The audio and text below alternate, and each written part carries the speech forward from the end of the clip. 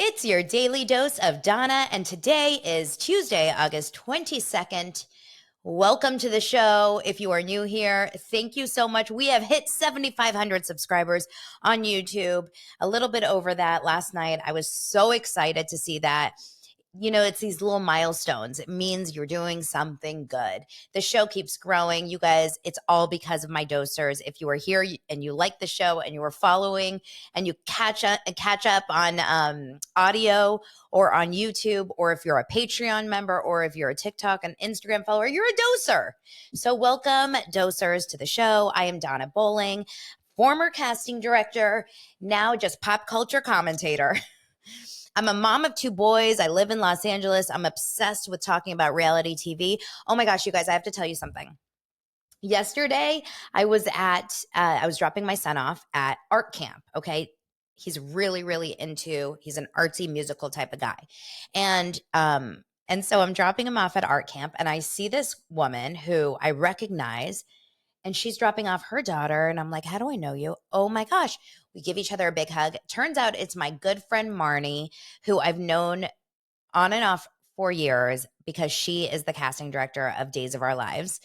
I used to be a casting director, remember that, in the scripted world. And she still is casting Days of Our Lives. It was so fun to see her, but I'm dying to know if you guys are interested in any way on this show with like daytime TV.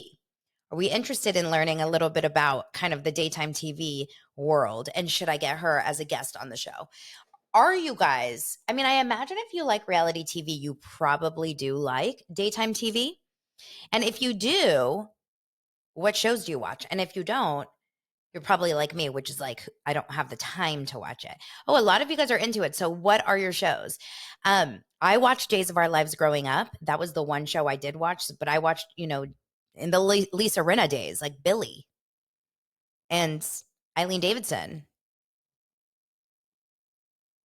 and Deidre Hall, Marlena. Do you guys remember that? Oh, a lot of you are watching YNR, Young and Restless.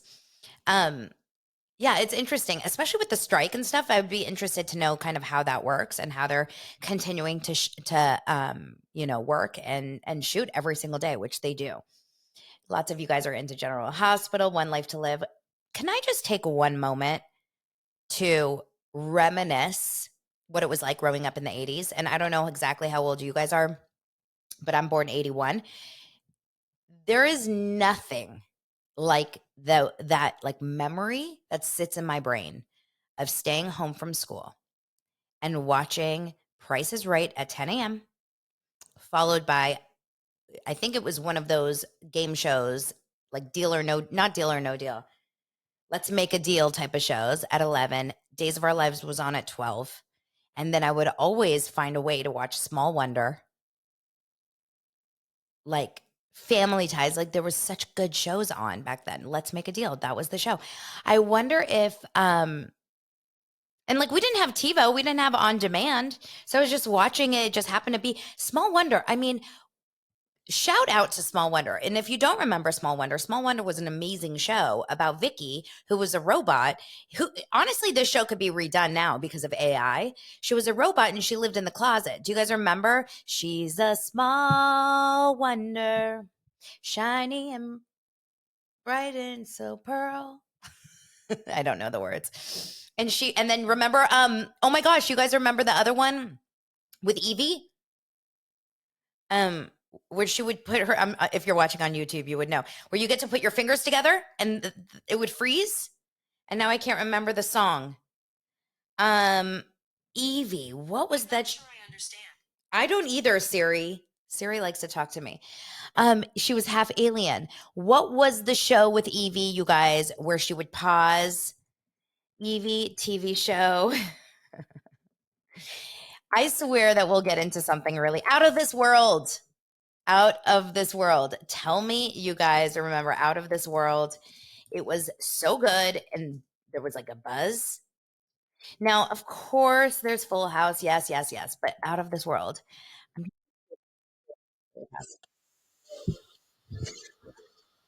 home in a jar. Oh, and be better off than you are.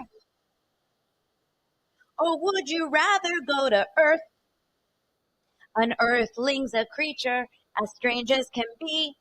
He's not that unique, or you and me. Oh, his body comes in lots of different shapes. Uh-huh. Tips and aches, or would you advice for what it's worth? Yeah, yeah, yeah, yeah. She would be better there on earth. Okay. Oh my God. Oh my God, you guys, that was unlike any other show I've ever done. So I am so sorry for those of you that just freaked out and changed the channel. Oh my God, am I going to have to pay residuals? I just sang it. Aren't you allowed to sing? Okay, yo, let me cover some things that are weighing very heavily on me and kept me up last night. I did lose sleep over this. Bethany, I am going to put the Bethany story to bed for the moment. Okay? I'm going to put the story to bed because I have been going back and forth. So let me try to explain to you a little bit about what's my thought process here. The last thing I want is for people to assume or think or comment or kind of take my show as being this like takedown show, toxic, trash talking. That is not my goal. And I had to have a moment yesterday when I saw a comment come in. And I don't think it came in a bad way. I really don't. I really think that the comment was said in a loving way. I'm going to read the comment. It's on my YouTube if you guys want to hear it. It says, Donna, to be honest, please don't take this the wrong way. I enjoy watching you because I find Bravo Sphere stuff interesting. However, I don't think it's necessary for you to be making half a dozen videos bashing Bethany, etc. It goes on and on and on. She said something that I don't like, and I'm just going to say, she goes, whether what is taking her down in every video supposed to accomplish besides you trying to get your BravoCon press pass? Actually, I just read that right now for the first time. I don't remember reading that yesterday.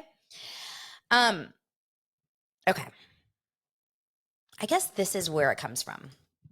And no, I'm not mad at you if you wrote that. Although I really want to be very clear about something. I am not here like using these topics to further me in Bravo's eyes. I am not getting a press pass. I don't believe. I have no inclination or indication that I am at this point. I will be a BravoCon attendee, just like the rest of you guys. My goal here is not to kiss Andy Cohen's ass. It's not trying to be a like F you Bethany Team Bravo. I am 100%, I am 100% here to bring you the hot topics. Okay?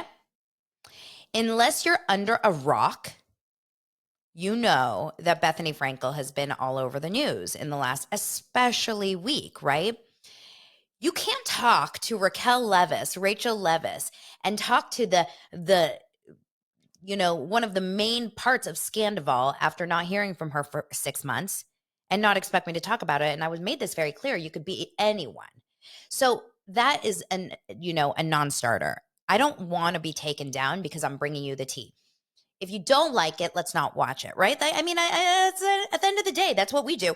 And I got some great comments supporting me on that comment on the YouTube channel, which basically said, like, this is Donna's channel and she can do what she wants. And it's so true. Like, I'm not saying that it hurts. It doesn't hurt my feelings to know that you guys don't like it or someone doesn't like it. It doesn't hurt. It does hurt my feelings because I'm sensitive and I do have, a need to want to make you guys happy and want to make you guys enjoy my show.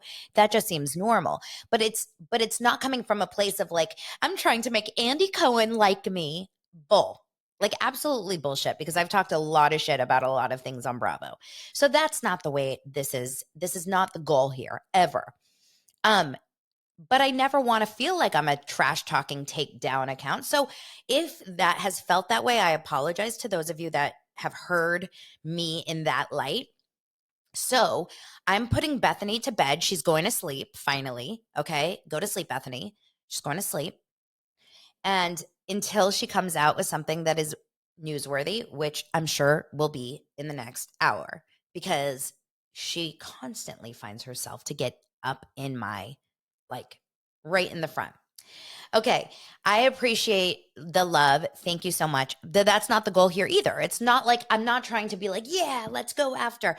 Someone sent me a message overnight, which I think was one of the nicest messages ever. She's a listener. Shout out, Victoria. She said, and just because I had you in my mind, I didn't. Because I think it's really important that we start to like watch ourselves before leaving nasty comments on people's accounts. It really does. Like, you do feel it. You feel it as a creator. Okay, let's move on. That wasn't a nasty comment, by the way, what I read. I'm just saying as a side note. Okay. While Rachel Leviss has now completely removed, do you know that? She's removed her apology and a bunch of photos and stuff from her Instagram account. Explain to me why she would remove the apology statement. I would love to know from you guys, what do you think the goal there was to remove the apology statement? Remember, if you guys forget, once when this whole thing came out, she did have one statement. She released it through Entertainment Tonight, and then she posted on her feed, and it was a long, few paragraph long statement. I could probably find it, but it essentially said something like, I am so sorry. I know I hurt people. I have a lot of work to do. I need to work on myself, et cetera, et cetera. She has removed that from her feed. Very, very interestingly, right after she appeared on this podcast to apologize and to take accountability and to kind of redeem herself. Is it because a lot of you guys are saying someone advised her to? A lot of you guys are saying that maybe it's about the upcoming lawsuit or something. Either way, I mean, it's public record. We can all find that she had that posted on her account forever, and any good attorney or whatever would find that. But the question is there any reason? Like, what would be the reason that you'd want to now come out saying, I'm not sorry, like I said I was? I find it really interesting. I mean, she said, I'm sorry 10 times, right? But if she's taking full accountability in that letter, in that apology statement, is she saying that because she doesn't want, if they go after Bravo or NBC Universal or production or whatever, she doesn't want them to come back and be like, no, you're saying you took full accountability. I don't know. We'll have to see. Chris says, starting to get bored of the VPR cast and Rachel dragging it out so long. I'm with you 100%. Oh, by the way, last night I released a bonus episode. So many of you guys watched it with Meredith Lynch. And the title of the episode says, I was served, or I got a cease and desist from Bethany. Lots of comments saying, Donna, are you okay? Donna, I can't believe she did that to you. Time to get a backup account. I need to be really clear about this. I wasn't served a cease and desist. Not me. Meredith was. She was served a cease and desist. And that was almost a year ago. So trust me, I was not served a cease and desist. There's no reason that I would be, because I'm doing exactly what she wants us to do, which is talk about her. I'm not saying anything out of school. Although Meredith, who got a cease and desist, was not also saying anything out of school. She was talking about public fact and record. Okay. Ariana is meanwhile with her new boyfriend. I don't know if they're just like friends with benefits, boyfriends. Either way, it looks really sweet and cute. Her relationship with this bartender, like workout lifter. I don't know what he does. Daniel Y, I think his name is WAI. And Jennifer, I don't like that comment. That does not seem correct at all. And she so she and her boyfriend are in Chicago. At least they were for a day or so. The cutest picture she posted in front of the Bean, in Millennial Park over there. I was just in Chicago last September. I freaking love September. I love Chicago. And they were there and they took a cute picture, and it was something along the lines of, they're wearing matching shoes. It's rainy. I think that's good. I think she's moved on. I think she's fine. She's clearly doing okay. I haven't even talked to you guys about the fact that she's coming out with a new cocktail book, but this time being alone. Remember the last time she came out with it, a cocktail book, Tom Sandoval was part of it. So she's doing good. Okay, she's off to the races. She's doing good. Tom Sandoval, meanwhile, is also doing well. He's recording he's doing live performances. He's doing some sort of Maui performance coming up. I told you he was doing the Yachty by Nature, Yacht Rock performance over the weekend. Whether or not you like his music, whether or not you listen to his music, he does have his fans that are coming out and watching him. He does have his people, and he has his circle. He's showing up on the show, and he's getting a paycheck. And by all means, Rachel should go off and do her own thing too, right? Start a podcast, do whatever you want. Can't promise I'll listen, but girl, you do you. Okay. Let's talk for a second about something that was highly in my DMs yesterday, and that's Scooter Braun. If you guys don't know who Scooter Braun is, I'm going to just give you guys a very, very, very brief description of who he is and what's been going on. And the reason why I'm doing it very, very briefly is because a lot of my listeners are not Swifties. They don't really know what's going on with Scooter Braun. They don't understand like what the story is. And I feel like it's kind of important that we get a little bit of just a little bit of a background here. So hold on. I am going to pull up what I was going to tell you guys. Okay, the reason why it's all up in the news right now is because both Ariana Grande and Demi Lovato, two obviously incredibly talented singers, have just dropped Scooter Braun as their manager. Now, Scooter Braun is he's been a manager for many, many years, and he became popular in the Justin Bieber heyday. And the reason why is because Justin Bieber basically started working with him. Gosh, what year? Let me see if I can find it off the top of my head really fast. Scooter Braun started working with Justin Timberlake. Oh my God, you guys are going to kill me. Yesterday I said that Tom Sandoval did an interview with Howard Stern by mistake. I meant Howie Mandel. I am so sorry. It's so horrible when you do that and then you release the episode and you're like, I can't go back and edit it. Like it's out there now. How can I find it? Justin Bieber, who has been with Braun for like forever. Okay, maybe you guys can let me know, but I have no idea. Okay, so essentially what's been happening is that Scooter Braun, in my eyes, was always like this kick-ass music manager. He was on Justin Bieber's documentary. It was so great, like years ago. I don't know if you guys ever watched that documentary when he was really young. It was so good, so fun. Like Scooter Braun seems like a cool dude, good looking guy. He's a Jewish guy. He then got married. He has kids. Like in my eyes and a lot of people's eyes, he felt like a really like stand up cool dude. And he signed Ariana Grande years and years ago and Demi Lovato years and years ago. But then there was some drama because in the more recent years, and remember, he's had Ariana Grande since 2013. So he's released 6 albums with Ariana Grande. He also had a Colombian singer, J Balvin. I don't know if he has Usher, but he's been spending a lot of time with Usher in the last few days. But essentially what happened was it was a Taylor Swift issue. If you know anything, you know that if you were against Taylor Swift, bad things happen to you. Think about Lizzo. Think about Kanye. Think about it's crazy how this happens. People should not go against Taylor Swift. It's unbelievable. Yes, since then, Scooter Braun did divorce his wife. Yes, I know that.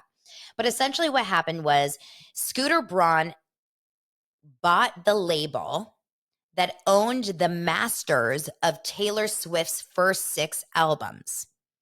So because of that, Taylor Swift essentially lost the ownership of her music, which is really, really crazy. Now, I'm not going to get into the details of the deal and the music and that whole world because I don't really know exactly like the legalities and how much and everything, and I don't like speaking out of school.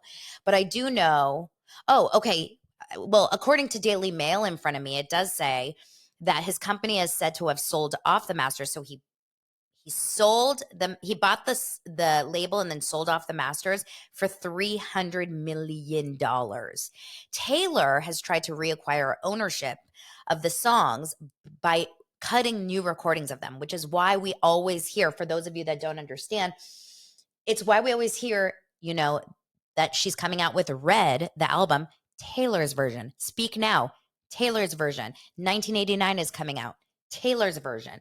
And all of these are coming out because now she's able to the radio or Spotify or whatever is able to play those songs. She'll be making the money. She's able to sing them at her concerts, no problem. And clearly, it sounds to the world that she really got kind of screwed over by him. And so Taylor has slammed him as a manipulative bully. And because of that, and you guys, fans are nuts. I will tell you this really honestly. I know fans are nuts in certain areas. Taylor fans are nuts in the best possible way, but also cuckoo. Selena fans are nutty. Juicy Scoopers and Jeff Lewis fans. I will say that I think those four are the ones that like go crazy. Maybe Kardashians too. Kardashian fans. Because I did comment one thing on Twitter about Khloe Kardashian's new look. And I mean, all I said was like, wow. And I got a million comments saying like, she's amazing. Shut up. So it's insane. Oh, the Beehive is nuts too. Believers, chumps. Wow, you guys. It's crazy. Okay. So Ariana has now, as of yesterday or in the last few days, actually about a week ago, Dumois had just posted that she has heard rumblings that Justin Bieber, who was his first huge high-profile client, has parted with him and is starting to like shop around and is no longer under management. He has now denied that. Ariana has now officially revealed that she is split with Scooter, and so has Demi Lovato.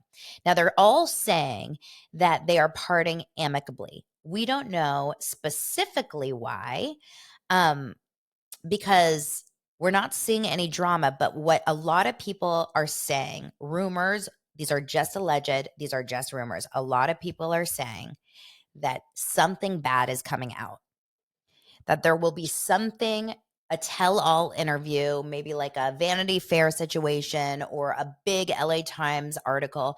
Something will come out that is going to speak to a side of Scooter that is going to be like an irreparable damage, possibly like sleeping with someone underage or doing something really awful. It's possible. I don't know, but I have a feeling these things don't just happen by chance. It could just be by chance, but Scooter Braun is not like a failing manager. It could also just be that some people are like, I don't want to be on a side anti-Taylor. Like, I don't know specifically. No one really knows, but we're going to definitely be very, very kind of cautious to see what's going on. Scooter Braun is definitely in the hot seat right now. Everyone is curious what's going on. I did do a deep dive on his profile yesterday, and he, like I said, was traveling somewhere. I can't remember.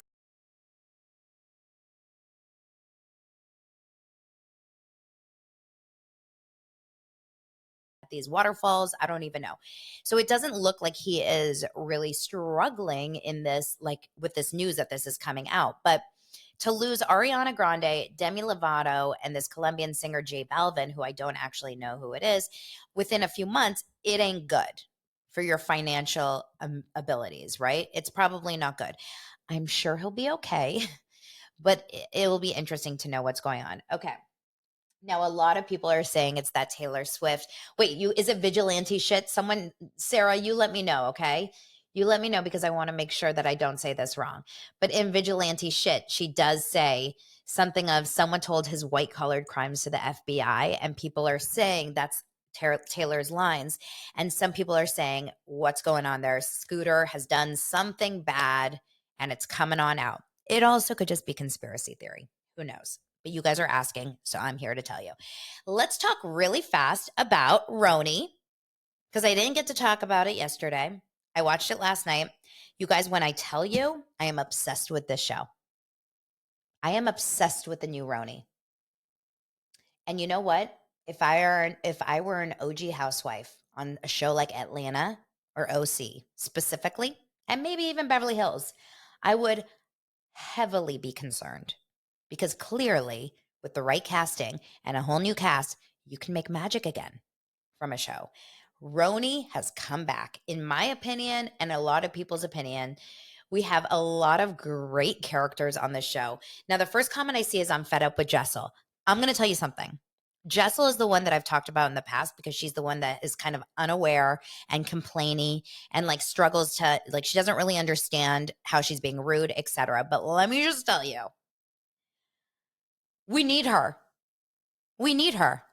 And Evan Ross Katz, I posted this on my Instagram stories yesterday. Evan Ross Katz posted a photo that I'm like, oh my God, this is insane. It's so good.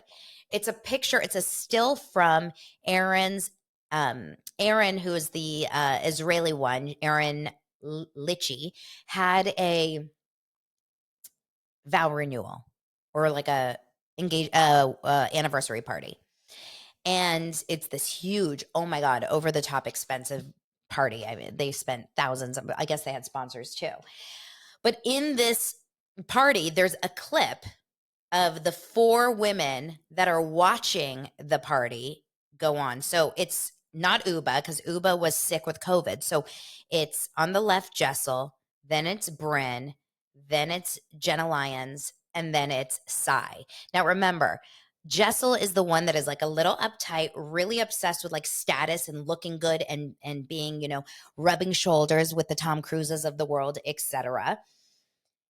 And then Bryn is kind of the little, I would say she's a little bit of the loose cannon. She says whatever's on her mind. She's very like flirty. She flirts with everyone that's there. She's very obsessed with, men and having fun. Then you have Jenna Lyons, who is a little bit more uptight, definitely a little bit more socially awkward, a lesbian, a little bit more like she doesn't fit in necessarily when you see the group. And then the fourth is Sai, who was like fashionable and she's an influencer and she's fun and she's got like this kind of out there personality that says whatever's on her mind, but she wears crazy fun outfits. And the picture that it compares them to is the Sex and the City cast. And I almost died because where Jessel was standing was Charlotte. Where Bryn was standing was Samantha. Where Jenna was Miranda. And where Sai was Carrie. And I was like, oh my God. They unintentionally created the real life Sex in the City. Like we finally get a real life Sex in the City. These are women that are kind of friends, but not kind of friends. Like they connect some more than others. They all like each other, but there's definitely a little bit of, tension in between.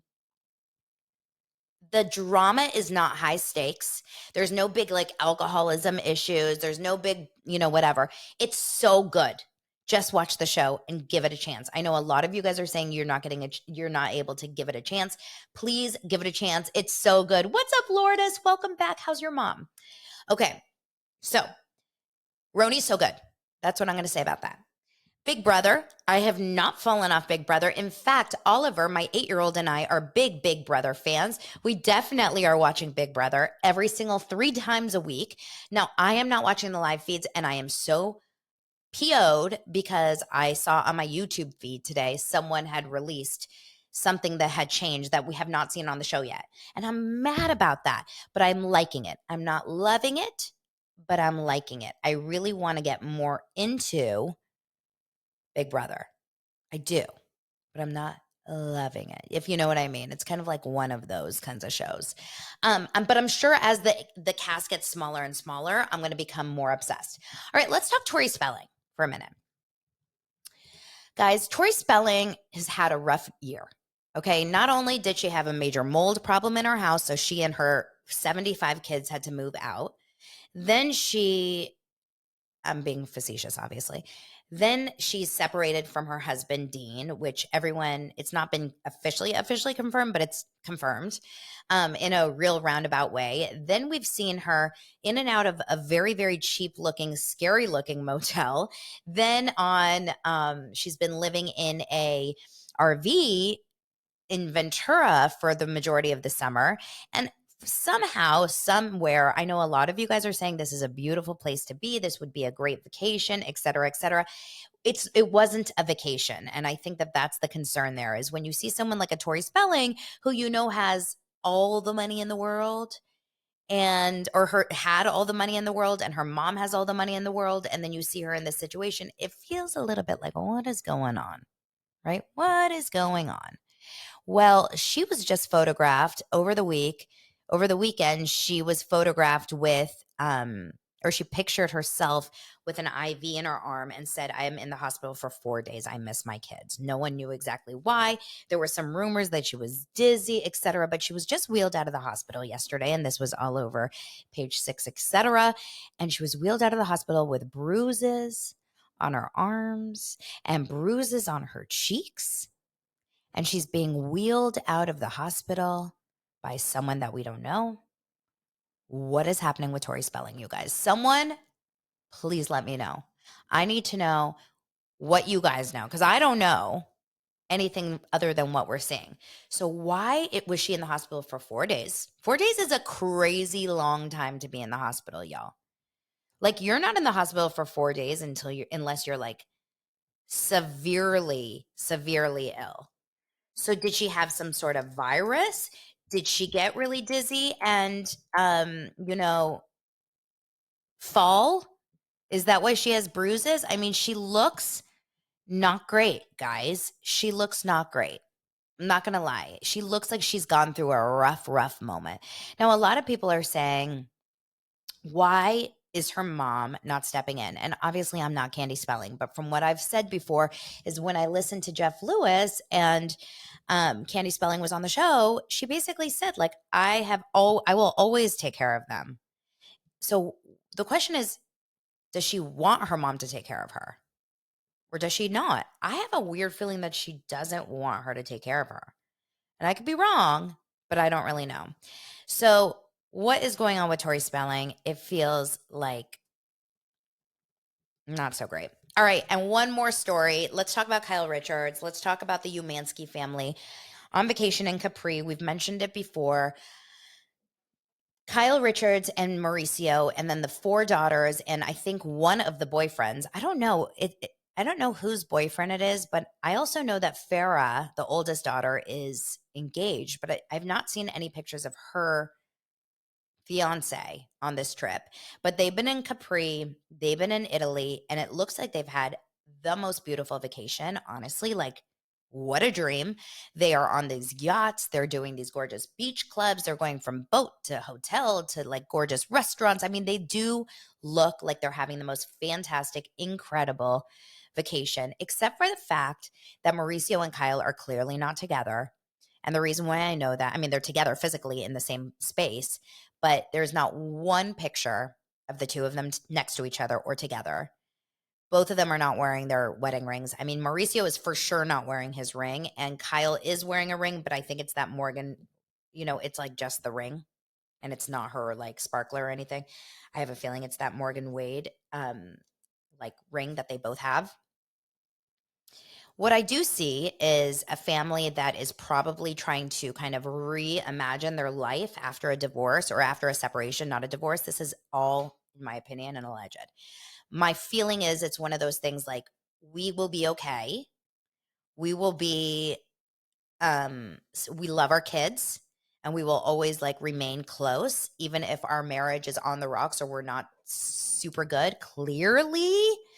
There is clearly there is an issue of, clearly they're very what's the word,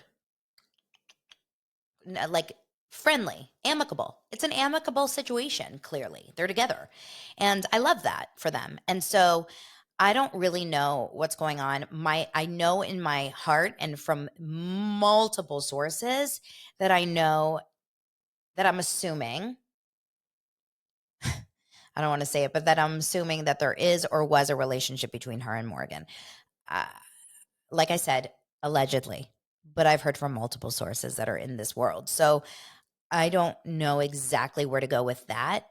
Morgan, meanwhile, had a huge article for New York Times the day that Bethany came out with this interview for with Rachel. And so it completely got buried. I don't know if any of you guys read it. I did take some screenshots of it, and then I never actually went back to it because that's how much I don't think about Morgan Wade in my normal life. But I think that she was saying that she's been like freaked out by all the attention. It's not like her, that she was, considering to go back into rehab. And I don't know. It says country singer Morgan Wade was looking for the spotlight. It found her. The rising musician is disciplined about her sobriety, fitness, and songwriting, but a bond with a reality TV star has thrust her into an uncontrollable world of fame, is what it says. So, she talks about the fact that she's addicted to working out and, that's important to her. And then it goes through like kind of her ups and downs being seen with Kyle and what that means. But would you expect anything else? I mean, would you expect anything else? You are a country singer and you become best friends with a very, very millions of followers real housewife. I mean, what do you expect, right? Okay. What else? I think that's it. We could keep talking. We could talk sister wives and stuff, but I think I'll save a lot for Patreon. My Patreon episode comes out on Wednesdays, so tomorrow I will have that episode for you, and I'll be deep diving a few more things that I haven't been able to say here because I don't want to say it and get myself in trouble. Sister wives, yeah, I'm going to talk about sister wives tomorrow. I think on the Patreon. Probably. Because I don't know. I mean, you let me know in the comments if that's something you guys are super interested in. All I know is that Cody, the ringlets.